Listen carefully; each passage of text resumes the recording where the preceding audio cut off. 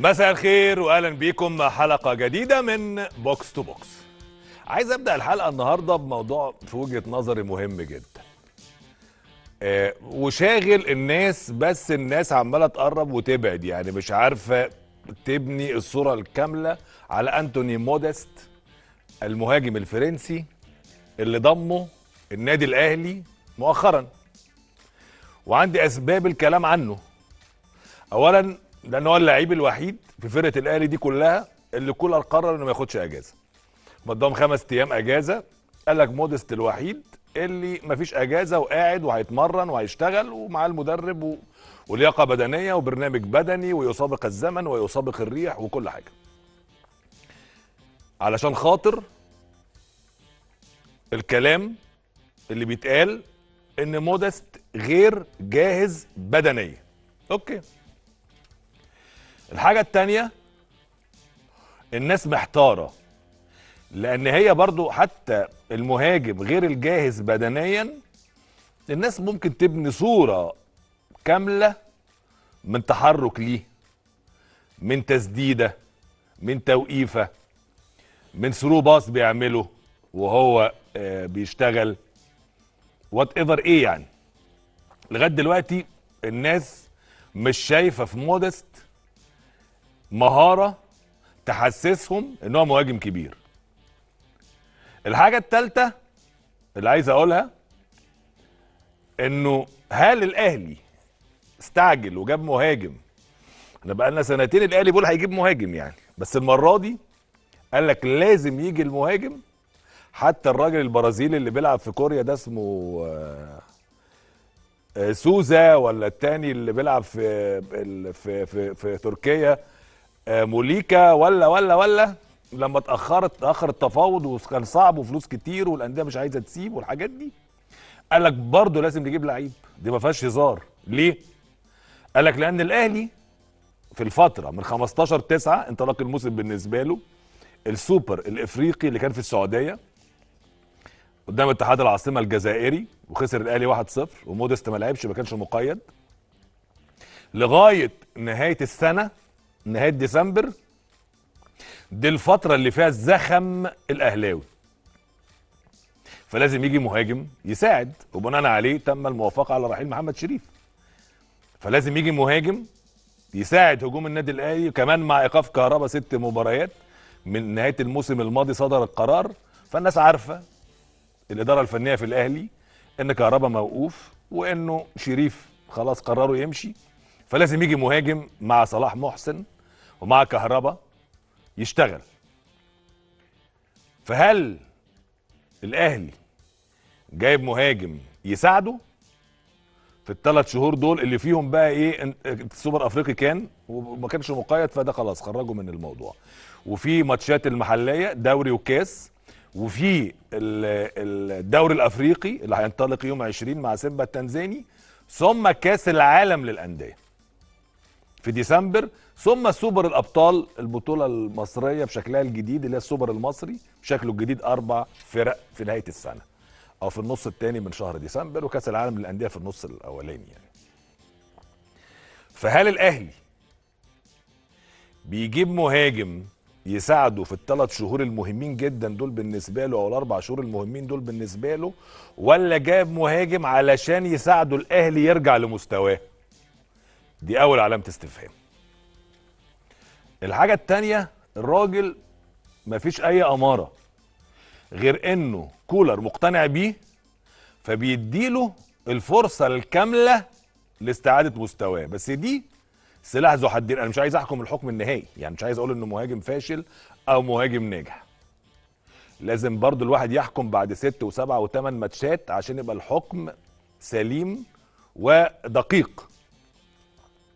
هو السؤال بقى، هل كولر لما يصر على ان موديست يشارك في المباريات في هذا العدد من الدقائق، يعني ما شفناش محمد شريف بياخد الدقائق دي كلها، مثلا 80 دقيقه في ماتش الاسماعيلي و80 دقيقه، ولا 79 دقيقه في الاسماعيلي و81 دقيقه في ماتش المصري، 80 ولا 85 دقيقه في ماتش انبي، شارك يعني في وقت كبير.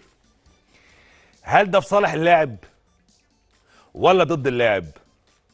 يعني الهجوم والاحباط اللي اتصدر للاهلاويه واللي انعكس حتى على وسائل الاعلام وهي بتقيم، وهوريكم دلوقتي. هل كان في صالحه ان كولر يديله 80 دقيقه فيبان ان هو مهاجم ما عندوش قدرات هجوميه مقنعه، ولا كان ستيب باي ستيب ياخد 10 دقايق في نهايه ماتش، في ربع ساعه، في تلت ساعه، تبقى الفرقه كسبانه 2 فيبقى متداري نازل عنده ثقه شويه؟ كان ايه الافضل يعني؟ هل دلوقتي هو بيتحرق وقدراته اكبر من كده لكنه نفسيا مش بيتكيف مع الهجوم الشديد اللي عليه، ولا ده مستواه العادي الطبيعي واحنا هنتفاجئ ونتصدم؟ لما بتيجي تشوف مودست قبل ما يجي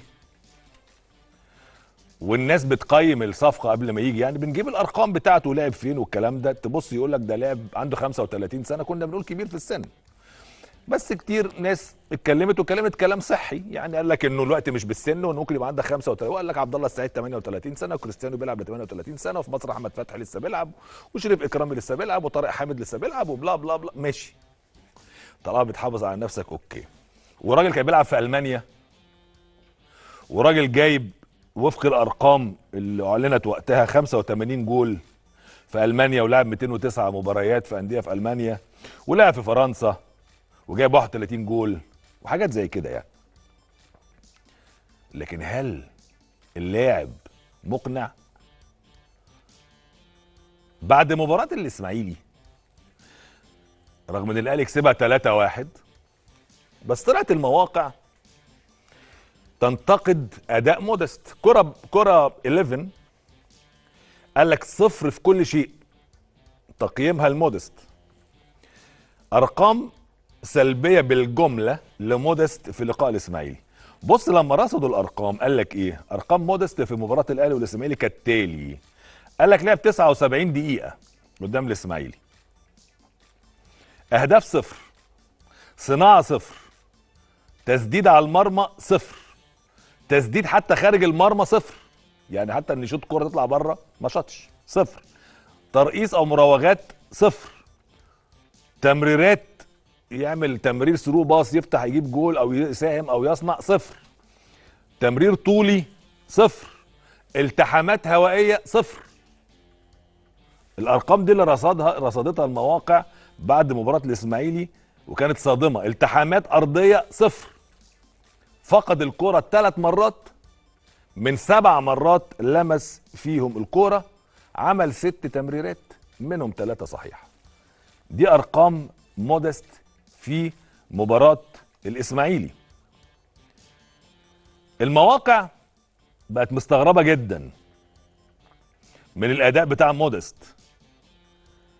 البوابة سبورت او البوابة نيوز قالت لك ارقام كارثية لمودست تثير الشكوك حول مستقبله، وكولر يتمسك باللاعب.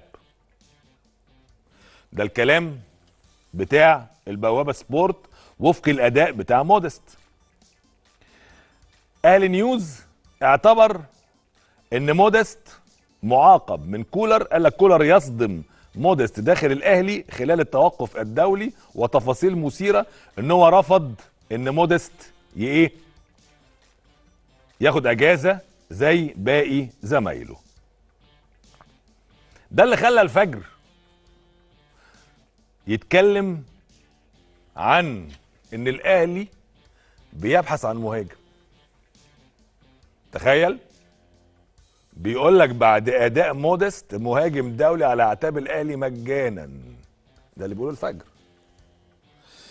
مودست النهارده زي ما قلنا الارقام بتاعته حتى الان، هو السؤال اللي بيطرح نفسه، هو الاهلي جاب مهاجم عشان يساعد الاهلي في الثلاث 4 شهور اللي فيهم الدوري الافريقي وكاس العالم للانديه والمعمعه الكبيره ودوري سوبر الابطال او بطوله سوبر الابطال اللي زي ما قلت لكم اللي هتتلعب في الامارات بتاعتنا ب4 انديه بشكلها الجديد او بتوبها الجديد؟ ولا الاهلي جاب لعيب هو الاهلي محتاج وقت عشان يجهزه؟ عشان ايه؟ ما هو بعد يناير الاهلي بطولاته هتبقى خلاص دوري ابطال افريقيا وباقي البطولات المحليه والمعمعه خلصت. هو الاهلي كان مستعجل يجيب مهاجم عشان يساعد الاهلي؟ ده سؤال حائر بصراحه. يعني لما بشوف اداء مودست فبالنسبه لي هذا سؤال حائر.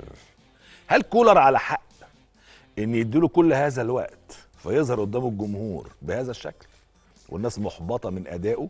ناس تخيلت على الاقل لو مش جاهز بدنيا بس يطلع يحط كره بدماغه في المقص، يشوط شوطه من على خط ال 18، يعمل ثرو باص مثلا لبيرسي تاو ويستلم الكره كده بشكل حلو، يحجز بجسمه على الكوره، يعمل تاكلينج، يضغط على الديفنس لما الكره يفقدها هجوم يعني تبان امارات معينه تظهر ان في قدرات لهذا اللاعب. حتى الان ما ظهرتش، وزي ما قلت لكم انا مش عايز احكم غير بعد 7 8 ماتشات عشان يبقى الحكم دقيق.